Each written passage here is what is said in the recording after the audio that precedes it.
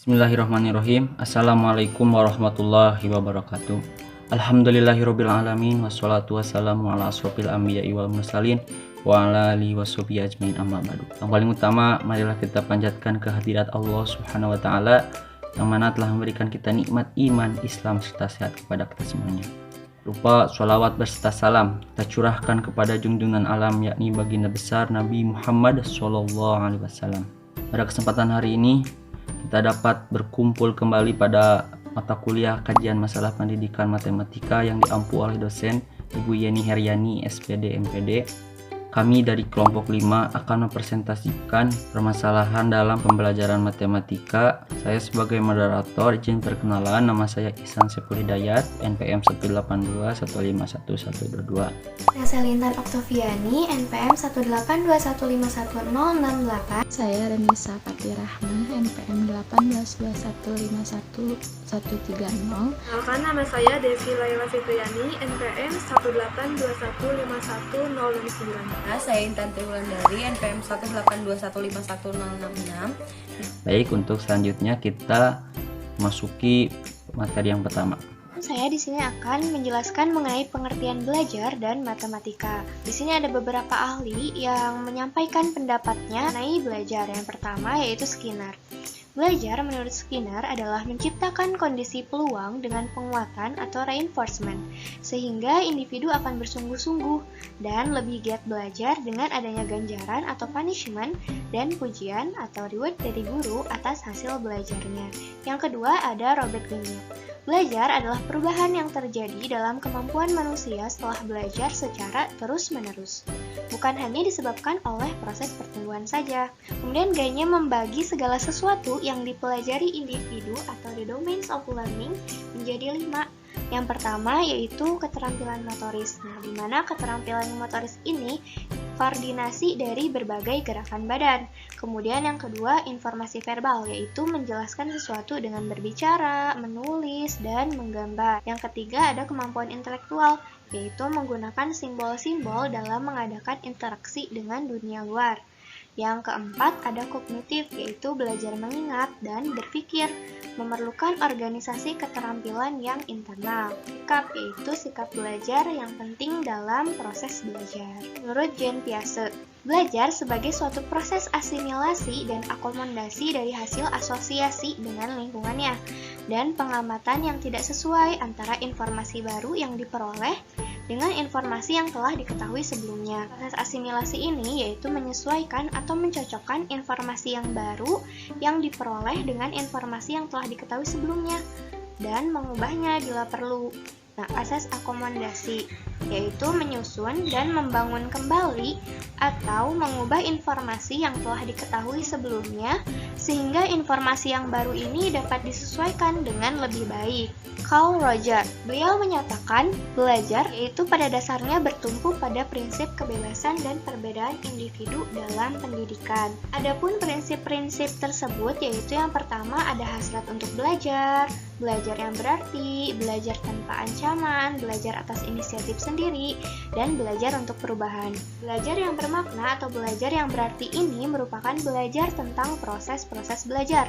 Keterbukaan belajar mengalami sesuatu, bekerja sama dengan melakukan pengubahan diri secara terus-menerus. Belajar yang optimal akan terjadi bila siswa berpartisipasi secara bertanggung jawab dalam proses pembelajaran. Belajar mengalami ini dapat terjadi bila siswa mengevaluasi dirinya sendiri dan menuntut keterlibatan dari siswa secara penuh. Ada 4 teori belajar. Yang pertama ada behaviorisme.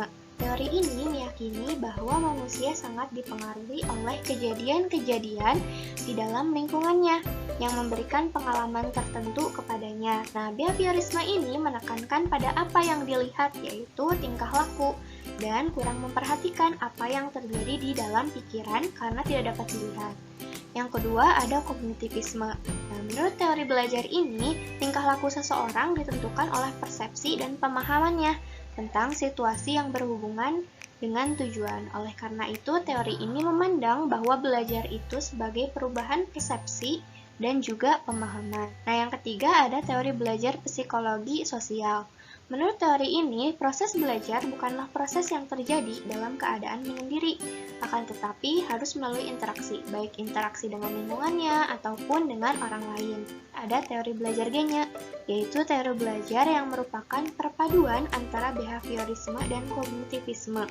Belajar merupakan sesuatu yang terjadi secara alamiah, akan tetapi hanya terjadi dengan kondisi tertentu, yaitu kondisi internal yang merupakan kesiapan peserta didik dan sesuatu yang telah dipelajari. Kemudian kondisi eksternal yang merupakan situasi belajar yang secara sengaja diatur oleh pendidik dengan tujuan memperlancar proses belajar. Dapat kita tarik kesimpulan bahwa belajar merupakan suatu proses seseorang atau aktivitas yang disadari untuk memperoleh pengetahuan, keterampilan, baik melalui interaksi dengan sesama atau dengan lingkungannya, sehingga membawa perubahan pada tingkah laku individu itu sendiri. Tahap-tahap belajar menurut Jerome Bruner. Yang pertama ada enaktif. Nah, pada tahap ini, para siswa dituntut untuk mempelajari pengetahuan dengan menggunakan benda konkret atau menggunakan situasi yang nyata bagi para siswa. Dapat ditambahkan bahwa istilah konkret atau nyata berarti dapat diamati dengan menggunakan panca indera para siswa. Dan yang kedua ada tahap ikonik. Nah, pada tahap ini siswa mempelajari suatu pengetahuan dalam bentuk gambar atau diagram sebagai perwujudan dari kegiatan yang menggunakan benda konkret atau nyata tadi. Kemudian yang ketiga ada tahap simbolik.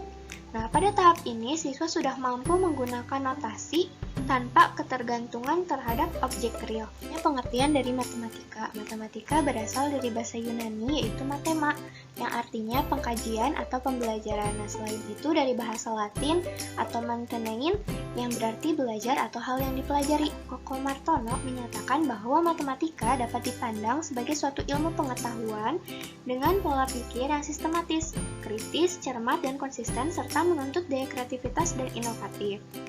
Beberapa pengertian dikelompokkan sebagai berikut.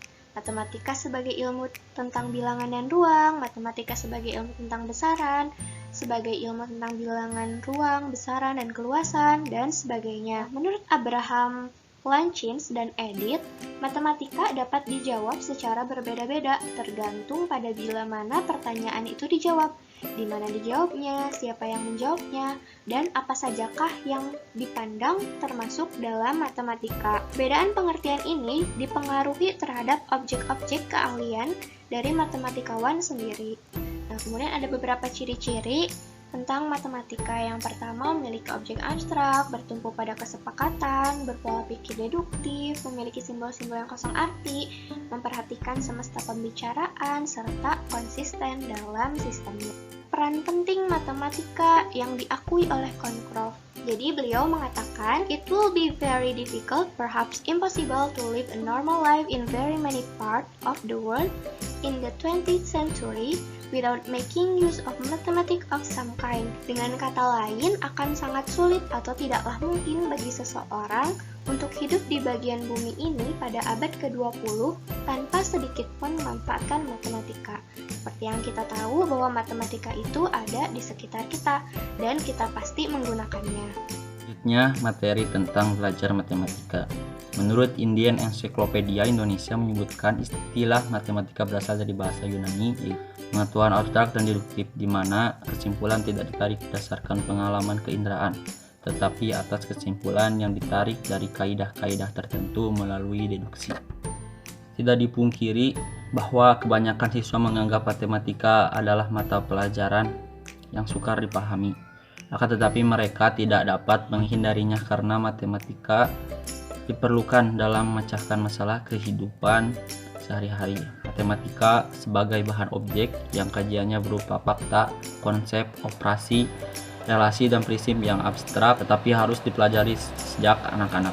Belajar matematika merupakan suatu bentuk pembelajaran menggunakan bahasa simbol dan membutuhkan penalaran serta pemikiran yang logik dalam pembuktiannya.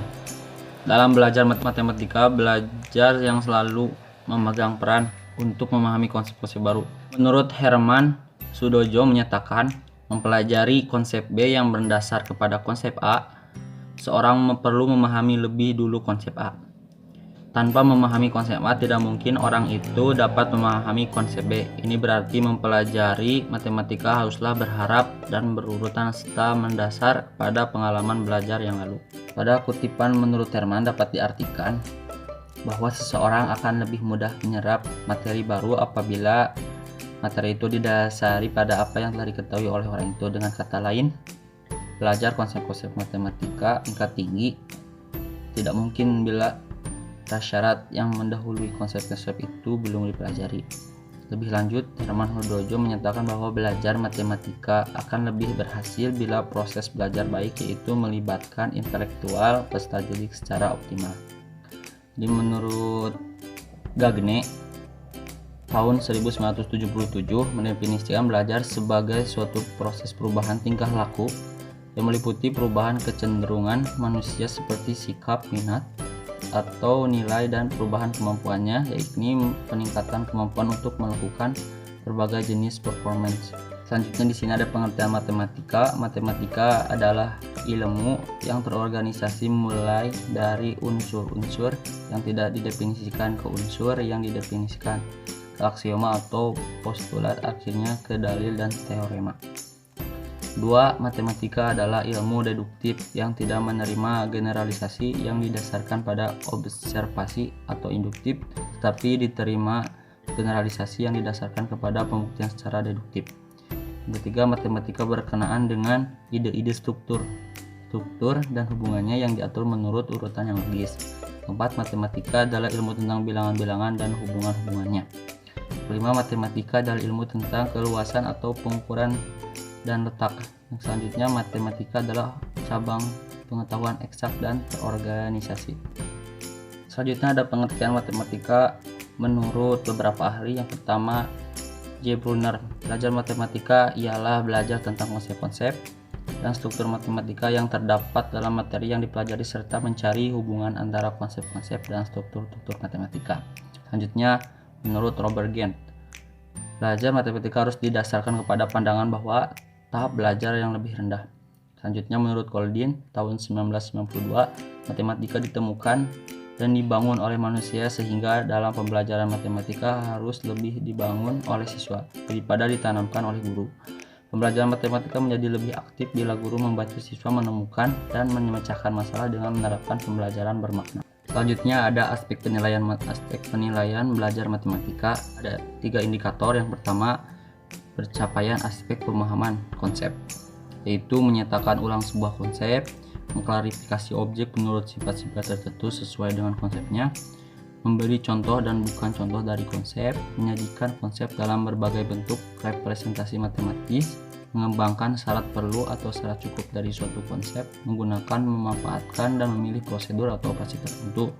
Selanjutnya, mengaplikasikan konsep atau algoritma pemecahan masalah. Dalam mencermati indikator tersebut, dapatlah disimpulkan bahwa ciri dari instrumen penilaian yang utamanya mengukur kemampuan pemahaman konsep siswa SMP adalah instrumen penilaian mengukur kemampuan siswa dalam memahami kaidah-kaidah yang berlaku pada objek matematika berupa fakta, konsep, prinsip, maupun skill atau prosedur dan algoritma.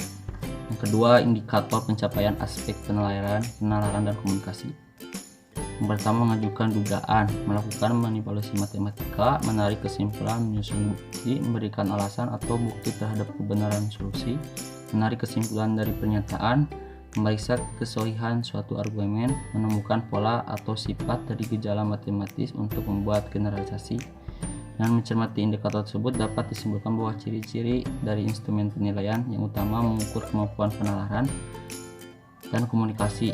Adalah instrumen penilaian menuntut siswa melakukan kegiatan menyelidiki atau memeriksa kebenaran suatu pernyataan. 3. Indikator pencapaian kompetensi aspek pemecahan masalah. Menunjukkan pemahaman masalah, mengorganisasi data dan memilih informasi yang relevan dalam pemecahan masalah, menyajikan masalah secara matematik dalam berbagai bentuk, memilih pendekatan dan metode pemecahan masalah secara tepat, mengembangkan strategi pemecahan masalah, membuat dan penafsirkan model matematika dari suatu masalah dan menyelesaikan masalah yang tidak rutin. Indikator ini menunjukkan bahwa instrumen penilaian utamanya mengukur kemampuan pemecahan masalah adalah instrumen penilaian menuntut siswa menggunakan prosedur yang tidak rutin dalam menyelesaikan atau meresponnya. Prosedur rutin adalah prosedur yang secara konseptual wajib dipelajari semua siswa dimanapun berada saat belajar matematika. Sekian saja dari materi saya, selanjutnya ke materi berikutnya. Pembahasan yang selanjutnya saya akan meneruskan pembahasan yang telah dijelaskan oleh Ihsan, yaitu tentang pembelajaran matematika. Untuk pengertian pembelajaran matematika itu sendiri adalah proses pemberian pengalaman belajar kepada siswa melalui serangkaian kegiatan yang terencana sehingga siswa memperoleh kompetensi tentang bahan matematika yang dipelajari. Nah, untuk mendukung usaha pembelajaran yang mampu menumbuhkan kekuatan matematika, tentunya diperlukan guru yang profesional dan kompeten, yaitu guru yang menguasai pembelajaran matematika, memahami karakteristik belajar siswa, dan dapat membuat keputusan perencanaan dan pelaksanaan pembelajaran. Di sini ada komponen standar guru matematika.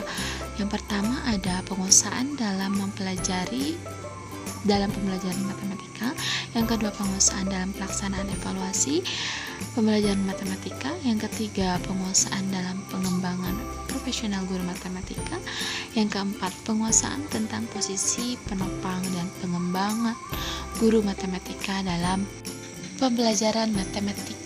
Seperti itu ya mungkin untuk komponen standar guru matematika, yaitu ada 4 komponen. Ini tentunya harus sekali mungkin ya dipenuhi oleh guru. Selanjutnya ada fungsi dan tujuan pembelajaran matematika. Untuk fungsi pembelajaran matematika adalah untuk mengembangkan kemampuan berkomunikasi dengan menggunakan bilangan dan simbol-simbol serta ketajaman penalaran yang dapat membantu memperjelas dan menyelesaikan permasalahan dalam kehidupan sehari-hari. Untuk tujuannya itu sendiri yaitu 1. Mempersiapkan siswa agar sanggup menghadapi perubahan keadaan dalam kehidupan melalui latihan bertindak atas dasar pemikiran logis, rasional, kritis, cermat, jujur, dan efektif.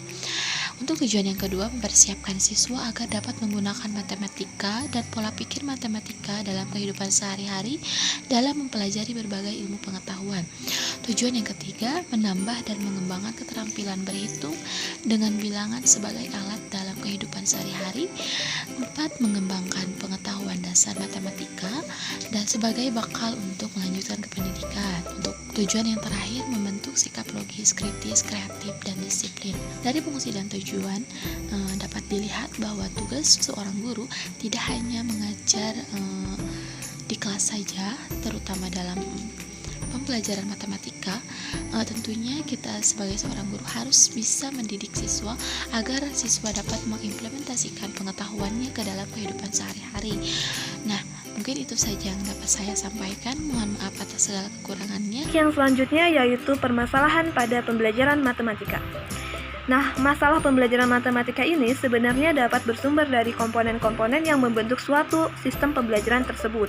Menurut Sujadi tahun 2000, nah komponen-komponen tersebut ini meliputi yang pertama yaitu masukan seperti input atau peserta didik, kemudian yang kedua yaitu masukan instrumental seperti pendidik, kurikulum, bahan ajar atau materi ajar, kemudian sarana atau prasarana, kemudian metode atau model atau strategi pembelajaran, kemudian yang ketiga yaitu lingkungan atau seperti dukungan atau keikutsertaan orang tua atau masyarakat sekitar. Kemudian yang keempat yaitu keluaran atau output. Nah, menurut Siswono tahun 2004 tercatat ada beberapa masalah yang terkait dengan proses pembelajaran, diantaranya yaitu yang pertama ada bagaimana merancang proses pembelajaran yang membimbing peserta didik untuk mengkonstruk atau menemukan kembali suatu konsep matematika. Kemudian yang kedua yaitu bagaimana mengelola kelas yang peserta didiknya terdiri dari berbagai tingkat kemampuan.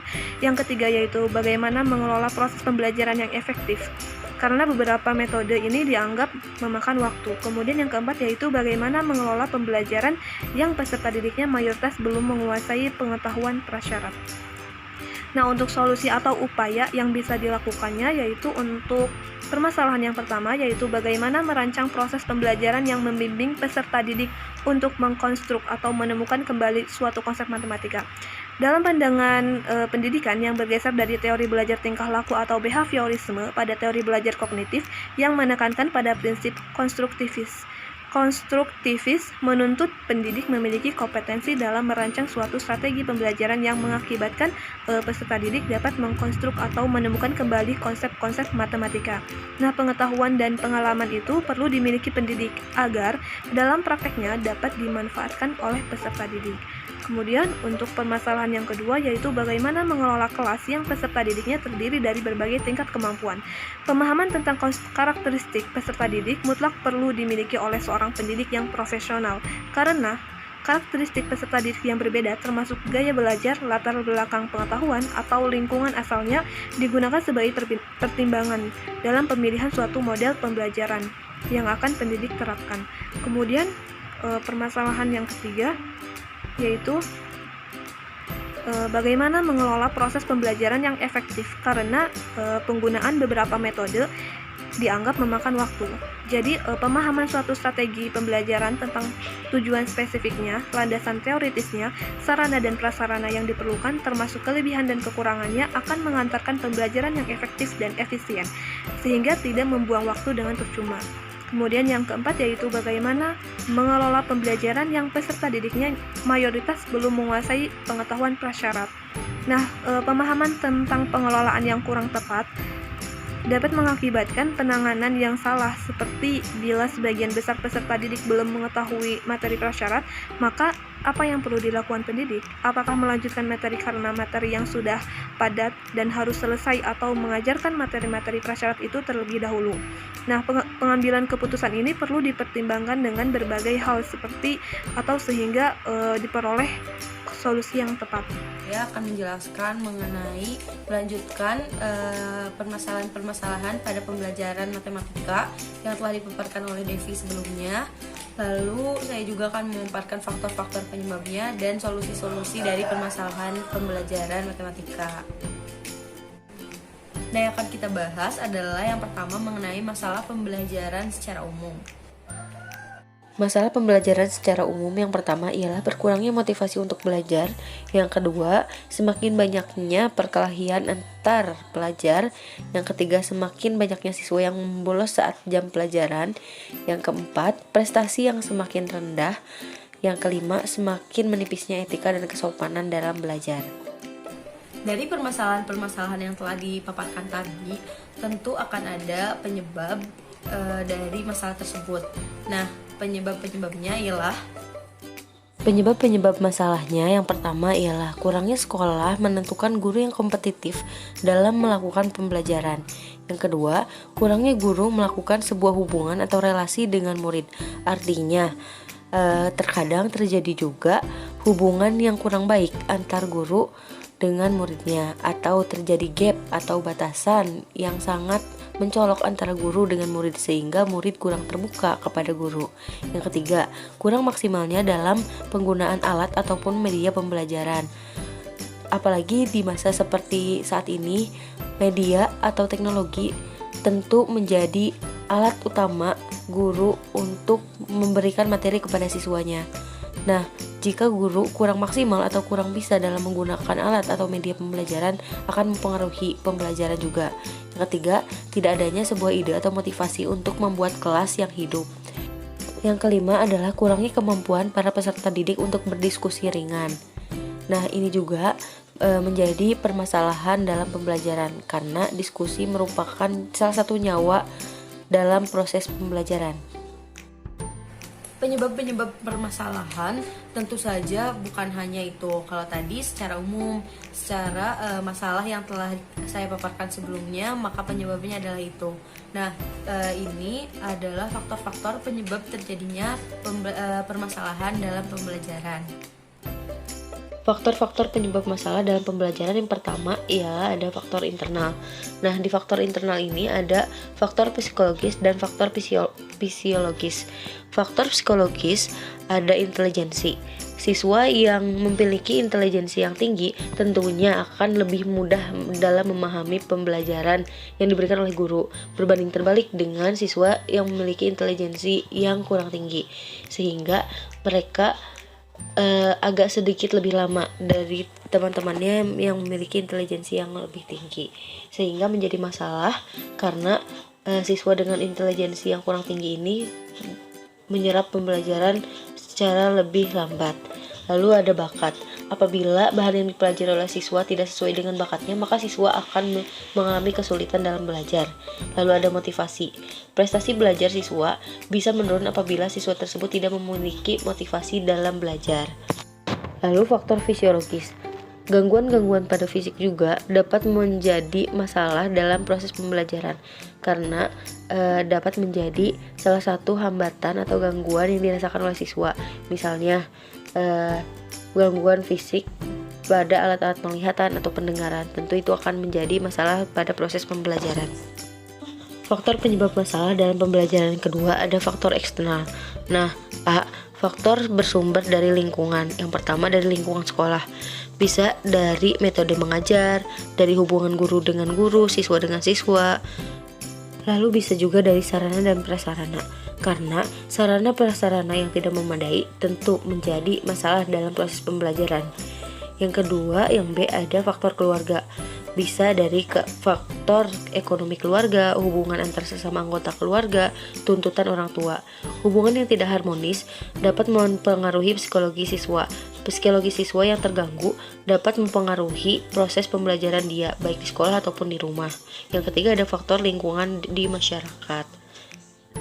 Dari faktor-faktor penyebab permasalahan pembelajaran yang telah saya paparkan, tentunya akan ada perlu adanya upaya-upaya untuk menuntaskan permasalahan yang terjadi. Nah, upaya-upaya tersebut diantaranya ialah yang pertama ada pengajaran perbaikan. Pengajaran perbaikan merupakan suatu bentuk layanan yang diberikan kepada seseorang atau sekelompok siswa yang mengalami masalah belajar dengan maksud untuk memperbaiki kesalahan-kesalahan dalam proses dan hasil belajar siswa. Yang kedua ada program pengayaan. Yang ketiga ada peningkatan motivasi belajar. Yang keempat ada layanan konseling individual. Dan yang kelima ada pengembangan sikap dan kebiasaan belajar yang baik. Nah, permasalahan-permasalahan pada pembelajaran matematika tentu saja bukan hanya tadi. Di sini ada permasalahan-permasalahan lain nih dalam pembelajaran matematika. Di antaranya ialah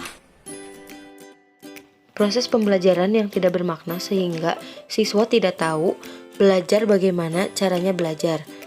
Jadi pembelajaran berjalan begitu saja tanpa memiliki makna. Yang kedua, rendahnya kualitas pembelajaran matematika yang dapat disebabkan oleh faktor internal maupun eksternal. Yang ketiga, ada pembelajaran matematika masih terkonsentrasi untuk mengejar nilai hasil ujian setinggi mungkin, sehingga siswa hanya fokus untuk bagaimana mendapatkan nilai yang baik atau bagus, dan ini dapat menyebabkan terjadinya kecurangan-kecurangan di dalam proses pembelajaran. Yang keempat, pemanfaatan teknologi dalam bidang pembelajaran belum maksimal. Teknologi di masa pandemi ini tentu saja menjadi alat utama dalam proses pembelajaran. Karena tanpa teknologi, siswa tidak dapat mengikuti pembelajaran. Tentu saja, siswa dituntut untuk, baik siswa maupun guru dituntut untuk bisa mengikuti perkembangan zaman dengan menggunakan teknologi sebagai media dalam proses pembelajaran. Lalu yang kelima, ada terkadang terjadinya ketidakefektifan pengelolaan pembelajaran baik secara langsung maupun secara jarak jauh. Yang keenam, ada proses pembelajaran didominasi oleh guru. Lalu solusi-solusinya yang pertama, menciptakan pembelajaran yang bermakna. Artinya tidak hanya belajar materi tetapi belajar yang lain. Yang kedua, meningkatkan kualitas pembelajaran baik di segi internal maupun eksternal. Yang ketiga, mengubah mindset dan orientasi tentang betapa pentingnya pemahaman suatu materi dibandingkan dengan nilai. Lalu memaksimalkan keterlibatan teknologi dalam pembelajaran, mengefektifkan pembelajaran baik secara luring maupun daring. Dan yang terakhir, mengubah cara pembelajaran dari konvensional menuju pembelajaran di mana guru adalah fasilitator. Sekian yang dapat saya sampaikan. Terima kasih. Saya kembalikan lagi kepada moderator. Sekian saja dari kelompok kami. Mohon maaf apabila ada kesalahan dan kekurangan karena kita sama-sama belajar. Wabillahi taufiq wal hidayah. Wassalamualaikum warahmatullahi wabarakatuh.